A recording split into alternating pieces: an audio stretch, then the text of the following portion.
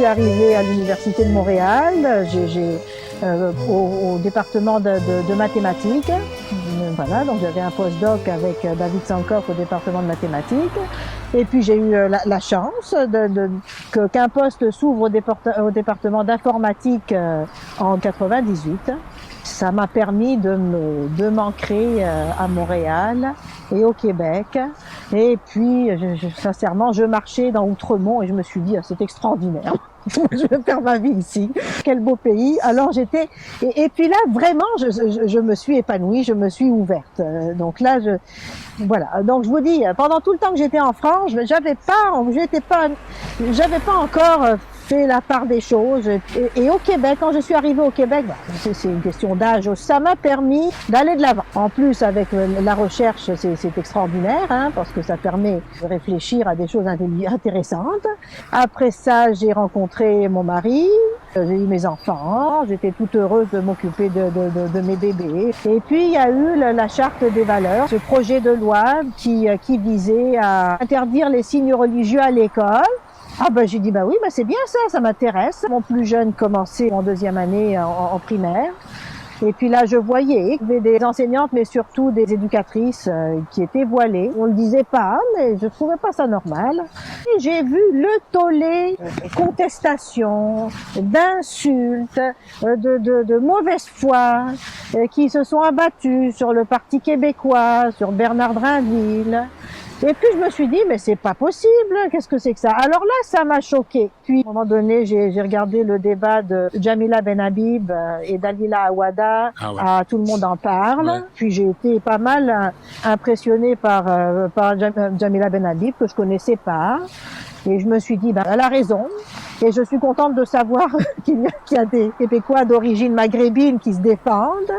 Et là, ça m'a donné envie d'embarquer parce que je voyais que ceux qui contestaient le plus, c'était les musulmans.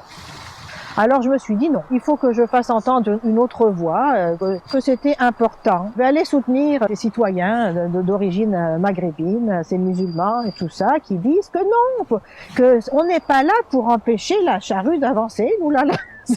Donc je trouvais que c'était une mauvaise image délétère du maghrébin, du musulman, qui veut empêcher le Québec de réaliser un projet qui est en cours depuis la Révolution tranquille. Bon, alors c'est pas possible, c'est injuste. Et puis ça nous donne aussi une fausse vision de ce qu'on est. Parce que vous trouvez sensé la version que Drainville présente? Oui. Pas de signe ostentatoire, rien de ça. Oui. Comment vous définissez la laïcité? Est-ce que c'est synonyme de neutralité religieuse? La laïcité, c'est un cadre de vivre ensemble, qui permet de séparer la religion des affaires de l'État. Okay. Vous savez, en Tunisie, par exemple, comme je vous ai dit, il y a un débat entre les deux modèles de société. Alors le fait qu'il y ait des gens qui sont pour la laïcité et contre la laïcité, ça n'a rien à voir avec les origines nationales. Vous savez, là en ce moment, si vous avez vu cette semaine, c'est au Soudan. Il y a un débat de société pour la laïcité. En Algérie, une partie des citoyens demandent la laïcité, alors que d'autres veulent un retour à un islam plus intégriste. Donc c'est un débat social qui se passe aussi chez nous. Alors on peut pas ici faire croire que tous les Maghrébins, que tous les Arabes seraient contre la laïcité et que la laïcité serait discriminatoire envers les musulmans, comme si on pouvait pas être musulman et être pour la laïcité, c'est pas contradictoire. Si moi je m'en vais quelque part pour donner une conférence, on va me présenter comme journaliste. Oui. On me présentera pas comme catholique. C'est ça. Vous avez raison. Vous, si vous allez quelque part, tout de suite vous avez l'étiquette musulmane. Oui. Pourquoi? C'est pas normal. On ne fait pas la même chose avec les chrétiens. Mais nous, les musulmans, moi, j'ai pas grand-chose en commun avec un musulman du Pakistan. Vous savez? Et puis, avec mes collègues d'Algérie, vous savez, j'ai beaucoup de choses qui sont différentes. Alors, il n'y a pas de raison pour lesquelles j'aurais plus d'affinité avec un musulman d'Indonésie que j'en aurais avec vous.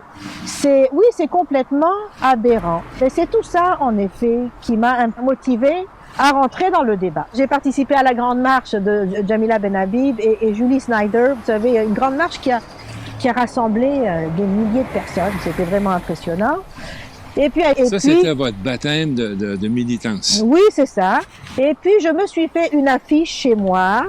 Okay, alors, je ne sais pas si vous l'avez. On la montre présentement à l'écran. Bon, alors, c'est donc, j'ai mis un drapeau du Québec et un drapeau de la Tunisie, je crois. Et j'ai écrit québécoise, tunisienne pour la laïcité. C'était le message qu'il fallait passer. Et c'est le message qu'il faut toujours faire passer, d'ailleurs, hein.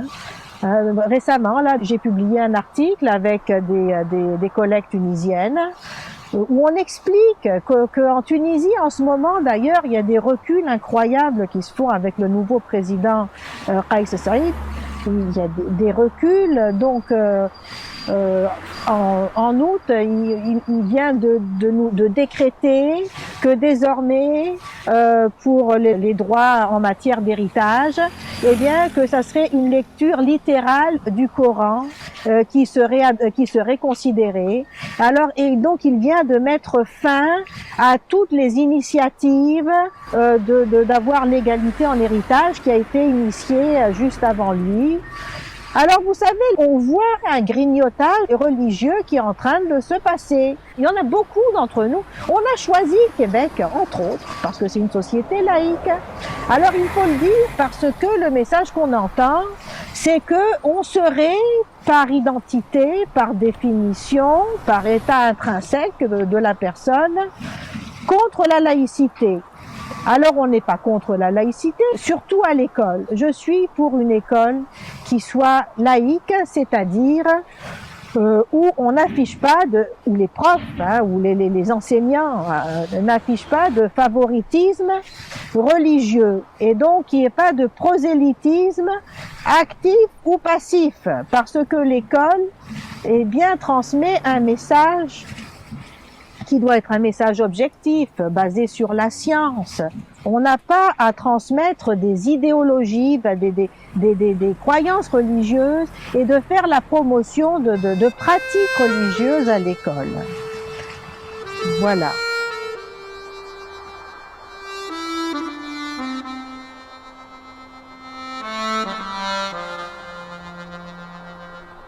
Il y avait une situation que vous étudiez plus particulièrement, celle des femmes.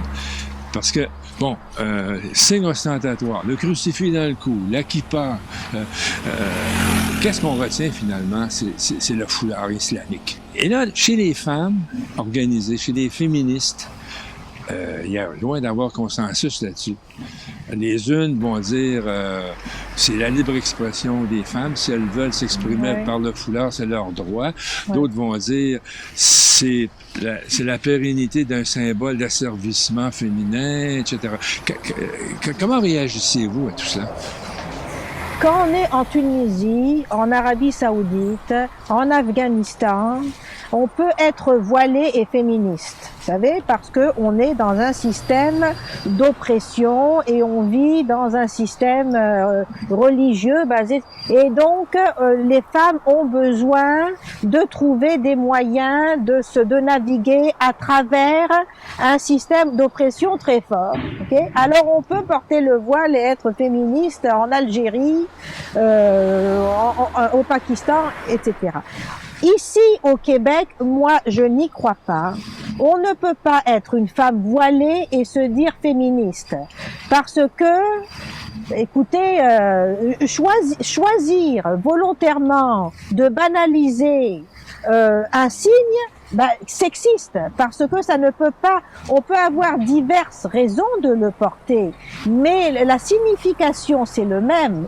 La signification du voile, c'est que on doit se cacher les cheveux devant tout homme qui est pas son frère, son père, son oncle ou son fils.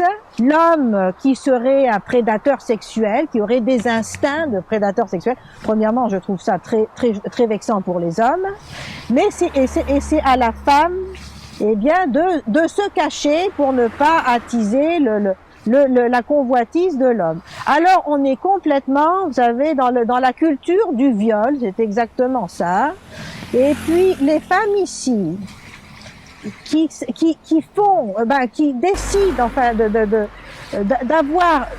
faire ce choix de banaliser le voile, je trouve que c'est une insulte par rapport à toutes celles qui se battent dans les pays où elles peuvent pas l'enlever, ce voile. Bon, alors on n'est pas dans la même situation. Fondamentalement, ça représente quoi pour la femme, le voile? C'est une obligation religieuse.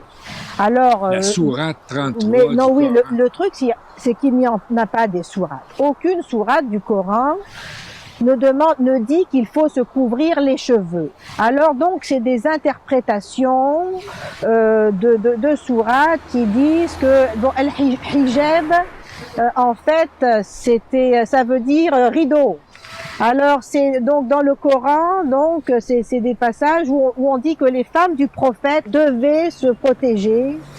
Bon, alors et puis à l'époque, c'était pour faire la différence entre les esclaves, vous savez, et les femmes du prophète. Le fait de voiler une femme, ça en fait un être qui voit la reproduction de l'espèce, n'est-ce pas? Ben oui, écoutez, ben oui, c'est que c'est la femme qui serait impure, et puis ce serait elle, c'est de elle que viendraient les instincts négatifs de l'homme, et puis donc il faut se cacher, il faut se couvrir. Alors et puis les femmes, donc elles vont dire respecte-toi, couvre-toi pour te. Alors vous me dites pourquoi? Mais c'est ça pour elles, c'est une lecture fondamentaliste du Coran, intégriste du Coran, qui n'est pas une lecture qui est standard, hein, bon. Et donc, ça serait un commandement qui dirait que la femme doit se voiler. Et donc, s'il y a une discrimination, eh bien, c'est bien une discrimination religieuse. Hein. Moi, je vous dis que ce n'est pas une exigence coranique. Mais les personnes qui disent que ça l'est, eh ben, écoutez, donc la discrimination, il faut qu'ils la voient dans leur interprétation du Coran. Ouais. C'est pas le ministère de l'Éducation qui veut faire respecter, écoutez, les principes fondamentaux de l'éducation qui sont une éducation égalitaire et sans stéréotypes sexuels. C'est pas le ministère de l'Éducation qui est sexiste, c'est la religion qui obligerait à la femme de se couvrir devant l'homme qui est sexiste. Mais il y a quand même une différence importante entre le simple hijab ou la burqa bleue des Afghans. Là. Oui. Je comprends qu'on veuille draper le corps de la femme pour pas inciter l'homme à avoir des pensées impures. Mais avec un simple hijab, tu caches rien. Là. On voit les femmes sur la rue portant le voile, puis parfois elles sont habillées comme n'importe quel occidental. Oui, et donc c'est une affiche publicitaire pour un islam intégriste, n'est-ce pas? Parce que normalement... Oui, affiche publicitaire. Oui, parce que je sais pas dans quel verset du Coran ils ont vu qu'on pouvait se cacher les cheveux et mettre des habits moulants avec du maquillage et tout ça. Donc, vous voyez, on est dans la mauvaise foi. Moi, ce qui me dérange beaucoup là-dedans aussi, c'est la mauvaise foi et la manipulation. Écoutez, c'est très politique. Hein. Alors évidemment, c'est un signe religieux, mais ça peut aussi être un signe politique. Donc ça peut être un signe religieux de bonne foi. Hein. Donc il y a beaucoup de femmes qui portent le voile de bonne foi en se disant que c'est une prescription, c'est un ordre de Dieu. Bon, elles ont le droit de le faire. Mais moi je vous dis, il y en a d'autres aussi qui le font surtout par propagande religieuse. Voilà. Alors, il y a ces deux-là. Et vous voyez, autant un message que l'autre n'a pas à faire dans une école laïque. Imposer une neutralité religieuse à l'école, eh bien, c'est pas limité, on ne limite en rien la liberté de religion. La personne peut être musulmane, peut être adventiste du 7e jour, elle peut être raélienne. Là, on ne touche pas à ses croyances. C'est sa liberté d'expression qui est limitée de façon tout à fait raisonnable. Parce que, à l'école, On est face à des jeunes enfants, en plus, qui n'ont pas nécessairement en plus acquis l'autonomie de jugement et puis le sens critique nécessaire. Et puis, on n'a pas à interférer avec les valeurs pédagogiques de l'école, qui sont des valeurs de diffuser un enseignement sans stéréotypes sexuels. Que penser du compromis à l'effet que toute personne à l'emploi d'une commission scolaire avant le 27 mars 2019 a droit de porter le foulard? Oui. Ou un autre signe religieux? Bon, mais écoutez, je pense que c'est un compromis qui est acceptable, mais qui est difficilement applicable. Bon, il est acceptable à partir du moment où le gouvernement arrive à trouver une façon pour respecter la liberté de conscience des enfants. La loi est très bien faite, sincèrement, elle est bien écrite et on explique bien que c'est pour les raisons, la loi 21. Et il y a mentionné le droit à des services publics laïques.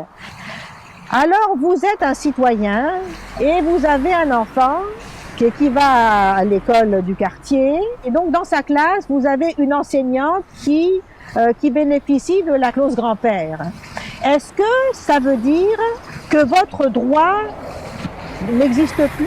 Est-ce que le droit de cette professeure-là va venir primer sur le droit du parent à des services publics laïques? Moi, je ne pense pas. Je ne pense pas. Et la loi ne dit pas ça. L'école, c'est un service public essentiel pour les enfants. Vous savez? Alors, c'est les enfants qui doivent être la priorité là-dedans. Alors, on ne peut pas faire primer le droit de l'enseignant sur le droit des enfants. Alors, donc, cette clause grand-père, ça peut marcher s'il trouve des façons quand même de protéger la liberté de conscience et le droit à des services publics laïques aux citoyens. Alors, par exemple, il faudrait avoir le droit de changer de classe pour des raisons de non-neutralité. Enfin, un parent qui aurait un enfant avec une enseignante qui bénéficierait de cette clause grand-père, devrait pouvoir demander de changer son enfant de classe. Voilà. Alors moi, je me dis que ça peut marcher s'ils trouvent des façons aussi de respecter les parents et les enfants. On dit que l'adaptation après l'immigration peut prendre jusqu'à 3 générations. Les premiers qui arrivent vont continuer à parler italien ou polonais ou allemand ou quelle que soit leur langue d'origine. Leurs enfants vont parler les deux langues. Et les troisièmes auront oublié la langue d'origine. Culturellement, au niveau linguistique, au niveau habillement, au niveau fréquentation, au niveau fêtes, etc. Alors, on dit que 2 générations plus tard, il n'y aura plus personne qui va porter le voile. Vous y croyez vraiment? Alors qu'on fait la promotion du voile. Écoutez, on est dans un système multiculturaliste où on fait la promotion du voile. Alors, par exemple, aux Jeux Olympiques, on avait une campagne fédérale au moment des Jeux Olympiques de Pyongyang. Ils nous passaient des équipes de hockey féminin de femmes voilées. Okay? Alors pour la publicité, ils avaient aussi inventé une femme voilée qui faisait du patinage artistique. Écoutez, pour la journée de la femme, le gouvernement fédéral avait fait des affiches comme ça, dont une qui était pour l'égalité des sexes, et c'était une femme voilée qui symbolisait l'égalité des sexes. Je ne pense pas qu'en banalisant et en faisant la promotion du voile et en expliquant que c'est tellement anticolonialiste, que c'est une nouvelle forme de révolution culturelle incroyable, non, je ne crois pas du tout qu'on soit dans une volonté d'aller vers l'élimination du voile. Au contraire, ce qu'on ressent, c'est une volonté de caractériser les individus par le voile et et moi qui ne porte pas le voile, me faire passer pour une traître à ma race, n'est-ce pas? Une blanche en dedans, une de droite radicale. Alors on est vraiment dans la promotion du voile. Le nombre de femmes voilées au Canada augmente, il n'est pas en train de diminuer. Et vous allez entendre beaucoup de femmes qui vont vous dire qu'elles ont commencé à le porter ici, le voile, pas dans leur pays d'origine. Les femmes qui contestent la loi 21, c'est des jeunes femmes, vous savez, dont plusieurs sont nées ici. Et puis bon, alors en tout cas, il y a beaucoup. C'est pas les vieilles générations qui viennent avec leur voile, c'est les jeunes. Et donc c'est un mouvement d'affirmation de quelque chose, d'affirmation d'une certaine culture, oui, une forme de contestation contre le système.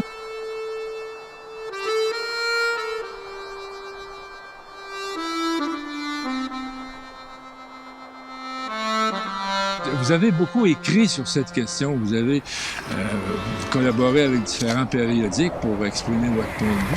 Avez-vous déjà reçu des menaces pour avoir manifesté de telles pensées? Oh, écoutez, oui. La première fois que je me suis mise sur Facebook et que j'ai commencé à m'exprimer, j'ai reçu quelques commentaires quelques tentatives d'intimidation de musulmans. Ça m'impressionne pas tellement, vous savez. Et quand ils voient qu'on rentre pas dans leur jeu, c'est fini. C'est les islamistes ou les musulmans qui sont pas contents que je parle de l'islam et qui m'accusent d'être une traître. Et puis d'aller le dire à mon père ou à ma mère. Oui, il y a ce genre d'intimidation. Ceci dit, je ne m'exprime jamais directement sur l'islam. Mon propos n'est pas de m'exprimer de donner mon avis sur le Coran ou sur l'islam. Je parle des musulmans. Les menaces qui me dérangent, c'est celles qui viennent de la part d'une certaine gauche qui pense savoir mieux que moi qu'est-ce qu'une musulmane, qu'est-ce qu'une vraie musulmane et qu'est-ce qu'une traître à sa race, et qui prennent parti pour un islam intégriste contre les femmes en Tunisie, contre nous qui nous battons là pour faire avancer le droit des femmes. Alors ça me choque énormément. Vous savez, en Tunisie, c'est la gauche tunisienne, mais c'est eux qui résistent aux islamistes. Hein. Les partis de gauche en Tunisie, il y a des leaders qui se sont fait assassiner. Oui. Bon, alors c'est eux qui résistent contre les islamistes. Et ici, les partis de gauche viennent me dire à moi qu'est-ce que je devrais penser du voile et que je n'y comprends rien au voile. Et donc, ils connaissent mieux que moi des choses avec lesquelles j'ai vécu. Je trouve ça vraiment malheureux.